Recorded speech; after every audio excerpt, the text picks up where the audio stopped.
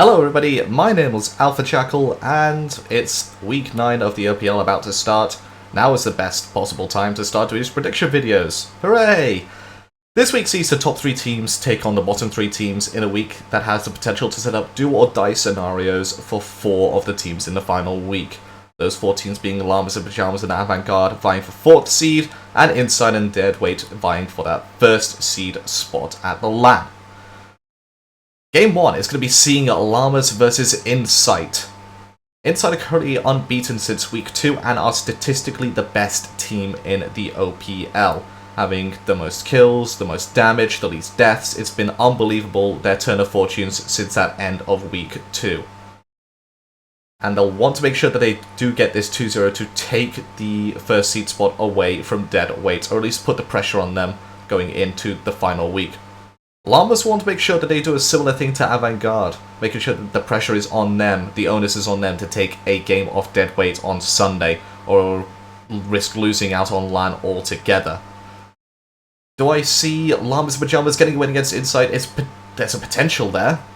Llamas did, of course, take a game off Pandemonium a couple weeks ago, and it's a similar situation where they could do it again to Insight, but Insight are a different kettle of fish. Insight should really be taking this set 2-0. Game 2 sees Corvidae versus Pandemonium. Pandemonium are pretty much guaranteed 3rd seed. They can't go any lower thanks to their head-to-head records against Avant-Garde and Llamas in Pajamas. And they really shouldn't be getting any higher. Even though it's mathematically possible to overtake both Deadweight and Insight, I just don't see Insight and Deadweight losing all 4 of their games. So Pandemonium are the 3rd seed going into the LAN event, and will await either Insight or Deadweight depending on who drops down to that 2nd seed. Corvidae have had a very rough time since joining in week 4 of the OPL. They haven't managed to be able to find any wins. They have looked good in some of their matches, they have looked rather poor in some of their matches. It's just all about that teething process. It's them finding their footing in the OPL, and the upcoming break in between splits should allow them that time to find their foothold, to find their playstyle, to find their best ways of winning in scrims, and possibly even transition that into the OPL. Next split, they should be challenging. They should making sure that they are on par with Llamas and Avant-Garde at least. For now though, I don't see them be able to pick up any wins in their final 2 games. Pandemonium should take the set 2-0, and next week Deadweight should be able to beat Corvidae 2-0 as well. Our Sunday matchup for this week is going to be Deadweight versus Avant-Garde. Deadweight, currently tied for 1st seed with Insight. They've held onto that 1st seed spot for a long time. Only now have they been challenged for it. Up until now, they have had that 1st seed spot from week 1.